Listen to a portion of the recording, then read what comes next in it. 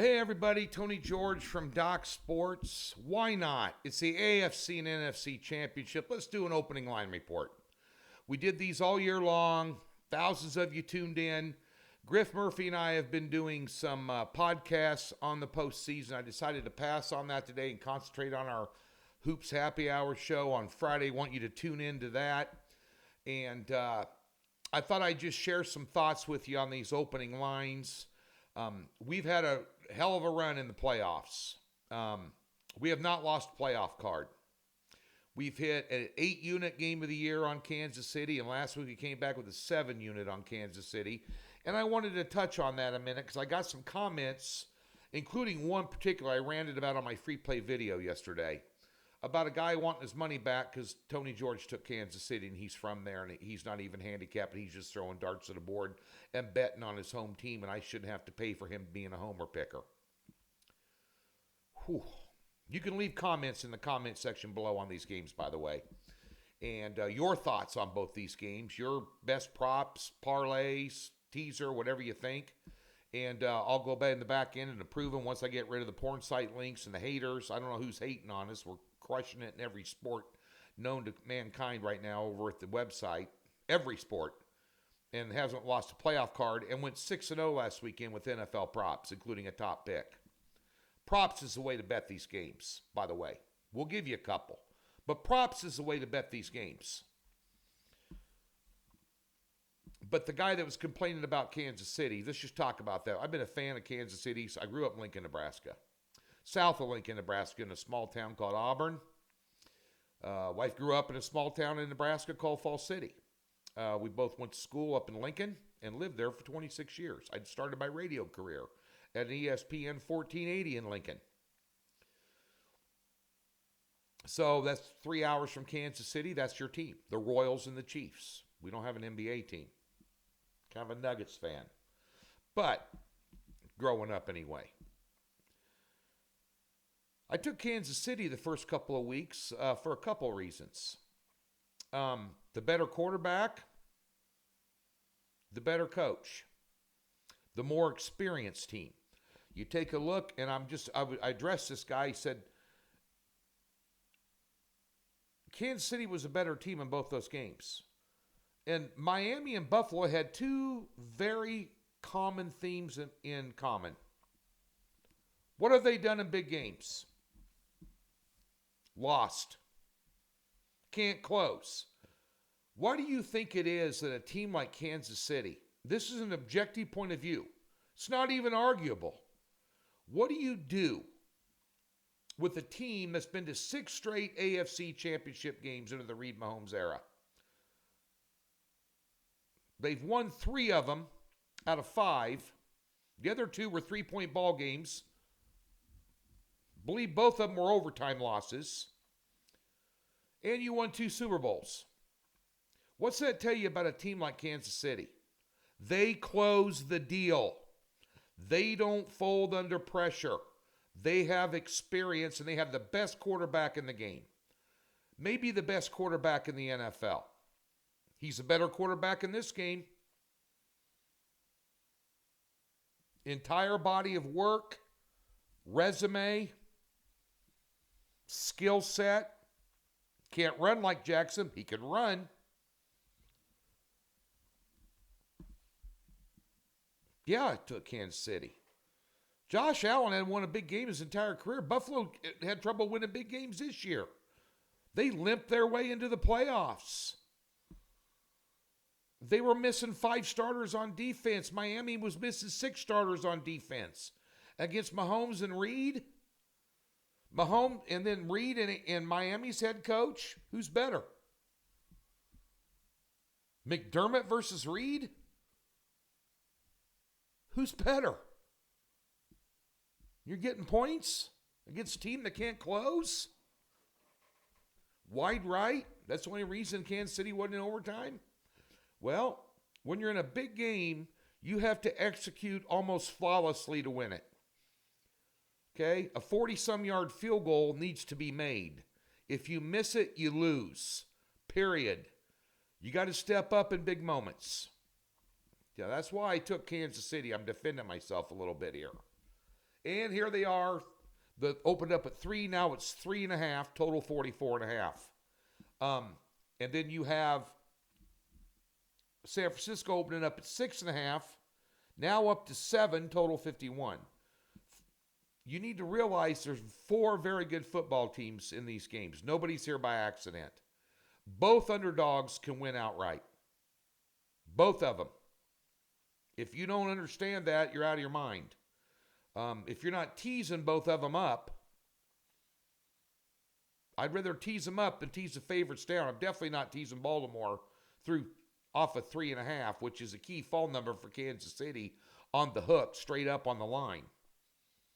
You get Kansas City at 9. If Kansas City was plus 9.5 in this game, it'd be the lock of the century. Perhaps. But definitely nobody would be betting Baltimore laying 9.5 against a 6-time AFC championship appearing team in a row. Nobody would. In the other game, you could tease San Francisco down to -1.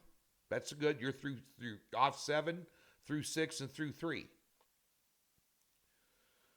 One thing about this Kansas City, the Ravens game is you have 2 very good defenses.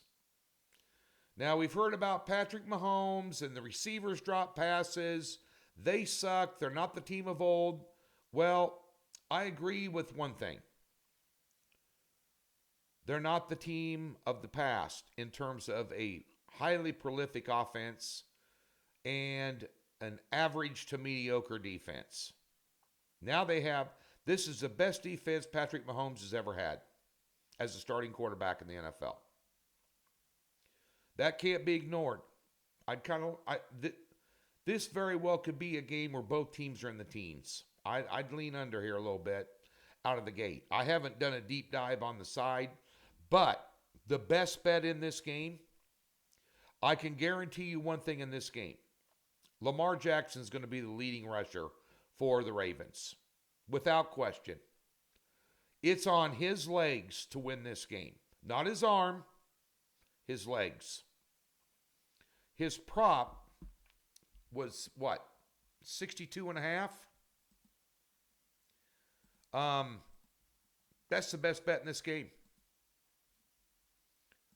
That's the best bet in this game,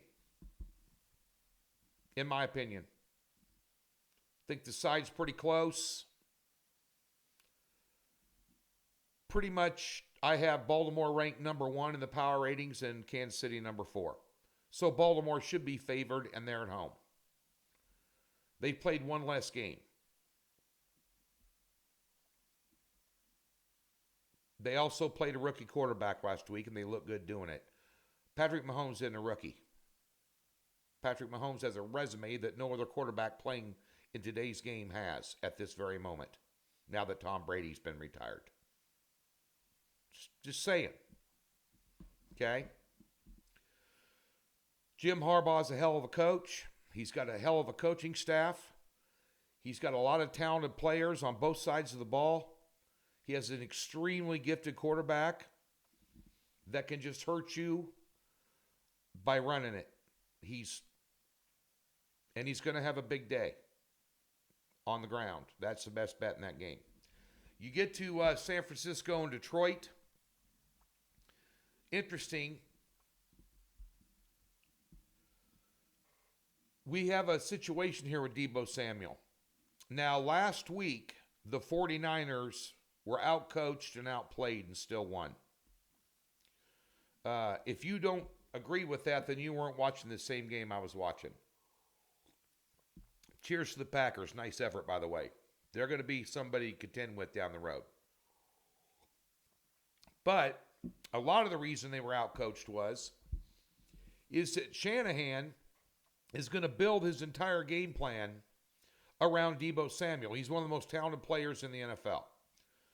He can kill you out of the backfield. He can kill you in the slot. He can kill you at wideout. He does a lot of things. He does a lot of things well, and he is one of the most gifted players in the NFL. And now he's hurt.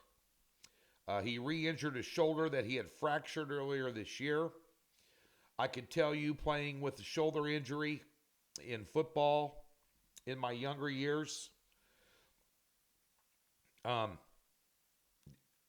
hurts worse. And they may use him as a decoy this week and not give him a heavy workload if he does play. Even if he does play, his impact is not going to be the same as if he's healthy. And that's got to be a concern for you, because the San Francisco 49ers, when he is playing, score 31 points a game. When he hasn't played, they average 17. That's 2 full touchdowns. That's a concern. Also a concern is the Detroit defense. And I've been saying it all year long. Dan Campbell is willing to try and outscore somebody to beat him because his defense isn't all that. If you don't believe me, they've been outgained in both their playoff wins. Now, one thing's for sure. Detroit, if they have a brain in their head, and this guy's making X amount of millions of dollars head coaching a team, and I'm pitching picks online for a living, so he's probably smarter than I am. You can run on San Francisco. You can run on them. You got 2 stud running backs that can eat clock and keep their team off the field. And Shanahan got out coached last week because his entire game plan was around Deebo Samuel, and he had to adjust on the fly because he was out of the game in the first series. You know, and he had a wet football, and Purdy didn't look good throwing it. He wasn't sharp. He wasn't on target. He had a lot of problems gripping that football. You also are going up against the better quarterback in this game is Jared Goff, and he's catching a full touchdown. Total's 51. I like that over out of the gate. I really do. Even with Samuel out or being a decoy or having little or no impact, San Francisco is not devoid of playmakers, and their quarterback's more than capable. He set team records throwing the ball this year. I don't know, John Brody, Steve Young, Joe Montana, and he's making league minimum, by the way. But that being said, that cannot be ignored either. You know, Kittle is a huge threat. Detroit has a tendency to give it up to the opposing tight end. Doing all these prop bets, I study stuff like this. You know, Kittle's going to have a big day. He's going to have a lot of targets. You might want to look at receptions. You might want to look at receiving yards. I had him over receiving yards last week. He can ball. McCaffrey, top 2 running back in the NFL, maybe the top running back in the NFL, arguably. But you got Montgomery and you got Gibbs, and you can run the ball against them. You run the football if you're Detroit. You know, to set up, play action pass, and big shots down the middle. I just not have seen a game where Detroit has committed to the run 100% this year. And I've watched them play plenty, as we all have. You know, St. Brown is a hell of a receiver. Laporta is a monster tight end in the making. He's the next Kelsey. I mean, this guy is off the chain. They got other receivers too. They got running backs out of the backfield catching balls. I mean, they can hit you in a lot of ways. And Dan Campbell is a gambler. He's a wild card. You know, he'll go for it on 4th on his own 40. He'll go for it on 4th and goal on the 3. He doesn't care. A guy like Andy Reid knows when you're on the road, you never take points off the board, you kick the field goal. You're struggling in the red zone. Campbell, he's not that way. So you can expect that in this game. The Detroit Lions are going for a Super Bowl. Last time they were in this game, an NFC championship game, Barry Sanders was running back. 1991, if I'm not mistaken, they got beat 41-10 by the Redskins, who went on to win the Super Bowl that year. That's right. The Redskins, not the Commanders. They have the Redskins in. But nonetheless, in this game here, I was going to look up a live line for you.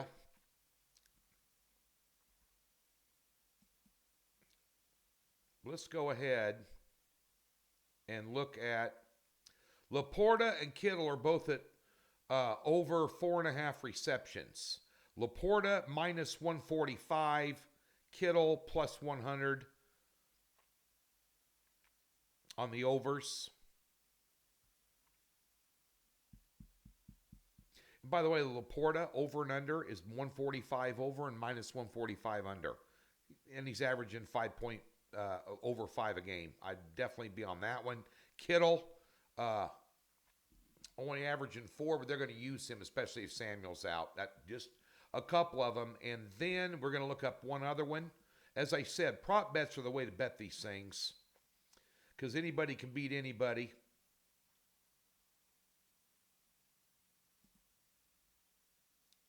Montgomery and Gibbs are both over 45.5 yards rushing the football.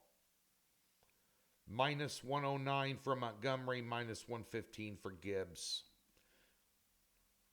Montgomery's averaging 69 a game, Gibbs 61. I'd take a look at Montgomery in that for sure. I'd take a look at the over. I haven't decided what to do with the site.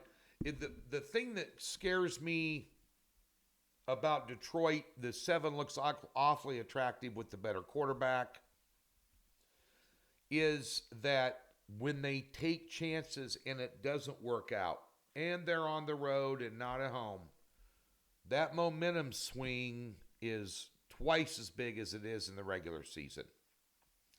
Advantage home team, which scares me a little bit here. You know, I think San Francisco has a better defense, obviously. But they're having trouble stopping the run. So it's going to be interesting to see what the game plan is. You need to see what the injury status of a couple of key players for San Francisco is. Me personally, I'd love to see Chiefs and Lions in the Super Bowl. Mainly because I'm a Chiefs fan. I don't know which way I'm going to go there yet. You know, I will tell you this much. I do think that Baltimore is the best team in the NFL, and I think Baltimore and San Francisco are the 2 best teams in the NFL. But what I saw out of San Francisco last week alarmed me. It really did. What I saw out of Kansas City the last 2 weeks didn't alarm me. As a matter of fact, it surprised me a little bit. Can they keep that up? Can they win back-to-back roadies against a very, very good football team? That is the big question. You know, most of us would think they couldn't. You know, just conventional thinking. And you can look at the analytics and sabermetrics and all these different things that the new wave handicappers do. This falls into the category of the eye test. But I'm a 32-year veteran doing this, old school. And I remember my mentor was a guy by the name of Mike Lee, who passed away in the mid-2000s, but brought me up. And I remember when I was really doing well, came out here to Vegas. I didn't know who he was. I met him downtown at the Four Queens with a bunch of other guys that were in the handicapping business. And he said, hey, we're all going to go over to the strip joint, and we're going to talk football on me. Put his arm around me. He goes, especially you, kid. He put his arm around me, and it was, you know, during the NFL playoffs. He goes, who'd you take tonight? Well, I took this underdog and that underdog, sir. You know, I'm, in my late 20s. This is back in like 90, 4 or 5. He said, when it comes to the NFL playoffs, whoever the best team is, which will be the one that's favored, he said, you bet the best team, don't even worry about the spread. And that worked for a lot of years. Things are a little bit different. He said, but I'm going to tell you something. Give it the eye test.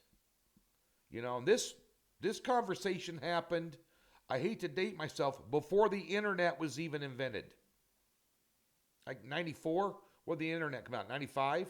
You didn't have all this information and fantasy numbers and all kinds of player-to-player all the stuff that we have now. You were reading box scores and scratch pad handicapping football games.